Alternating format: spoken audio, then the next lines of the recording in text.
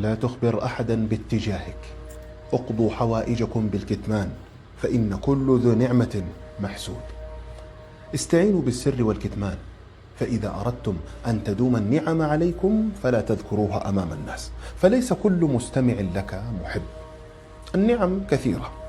تأملوا قول الله تعالى: قال يا بني لا تقصص رؤياك على إخوتك فيكيدوا لك كيدا. حافظوا على أسراركم واتركوا التباهي. لا تخبروا الناس بكل شيء جميل تملكونه، ليس الجميع لديهم حسن النوايا. لا تتركوا لهم فسحة ليعرفوا كيف تعيشون، فمعظم الناس لا يتمنون الخير لغيرهم.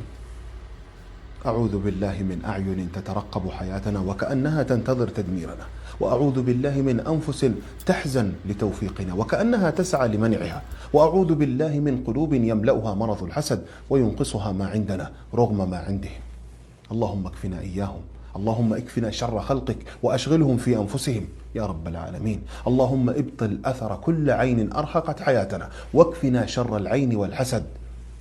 اللهم اكفنا شر فواجع الأقدار وسوء المنقلب وتقلب الدهر. اللهم ألطف بنا يا رب العالمين. اللهم أخرج كل عين وحسد.